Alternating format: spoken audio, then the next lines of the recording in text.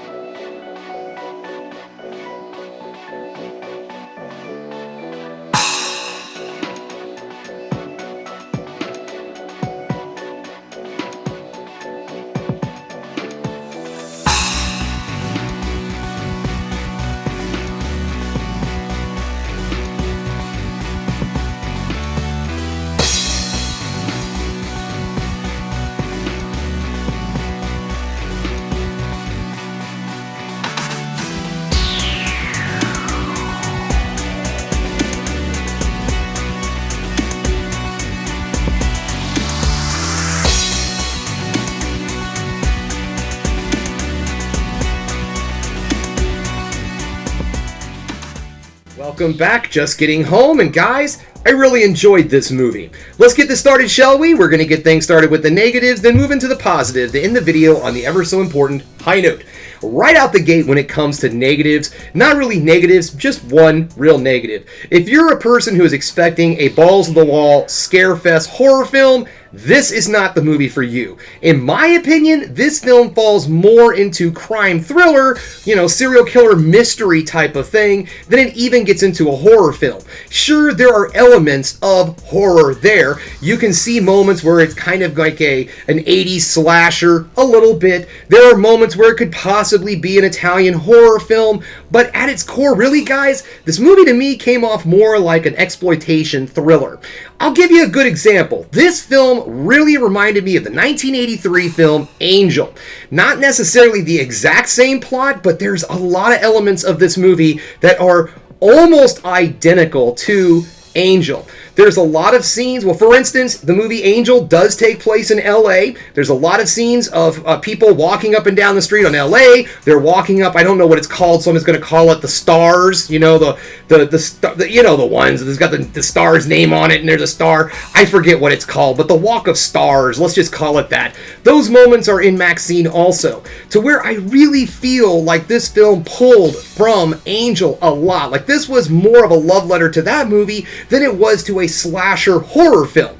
So if that is something that bothers you, if all you really wanted to watch was a scary ass horror film, this might not be your cup of tea. Now, there are some great kill moments, there's a lot of blood and gore, so in those respects, maybe that'll fill your horror fancy, but if you want a balls-to-the-wall slasher in something closer to the film X, this is not for you.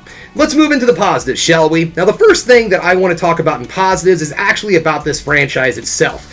These three films are really cool, and the thing that I like the most about them is that they all have their own flavor, their own vibe. Each one of these films kind of takes a little taste from the decade that it's from, or around that time period at least. Let's take X, for example. My God, that is a love letter to Texas Chainsaw Massacre if I have ever seen one. Pearl is a really cool throwback to a 1930s, extremely gory psychological thriller, and now we have MaXXXine, which falls firmly into crime thriller exploitation, which I feel was a great way to honestly cap off the entire series. The story is very well made, the characters are well developed and well fleshed out.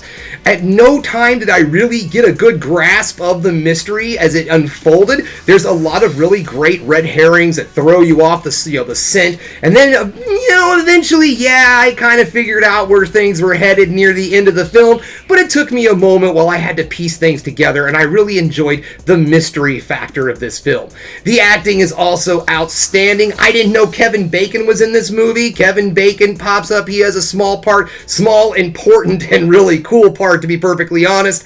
And Mia Goth, of course, she is spectacular in this film. I just want her to stay in horror because everything she's in, she turns to gold. I mean, all of her movies are very solid. She's a very, very, very talented actor, and I don't know if she has any aspirations to get behind the camera, but I would like to see what's going on in that noggin of hers.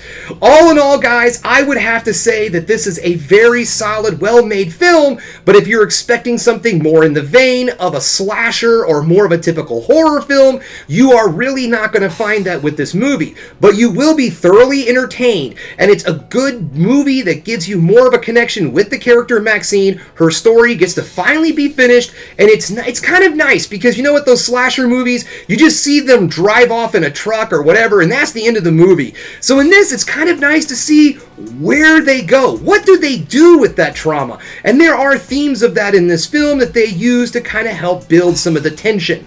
Now, I keep focusing on the fact that the movie isn't necessarily scary. That is true, but it does have a lot of suspense, a lot of really well-crafted, tense moments, and again, like I keep saying, an extremely well-made story that keeps you guessing up until the third act. So all in all, guys, I would say that if you're okay with not seeing a horror film, but seeing something that, in my opinion, is a little better, then you might want to check this film out. And if you just want to see yourself a nice bloody old good time of a slasher, this might not be the film for you. Well, alright guys, there you have it. Thanks again for checking out the Film Geek. If you liked what you saw here today, go ahead and subscribe to the channel, ring that bell for notifications, and give me the old thumbs up so I know you like what you're seeing. And if there's one more thing you can do, folks, that is keep watching movies. You know I'm gonna.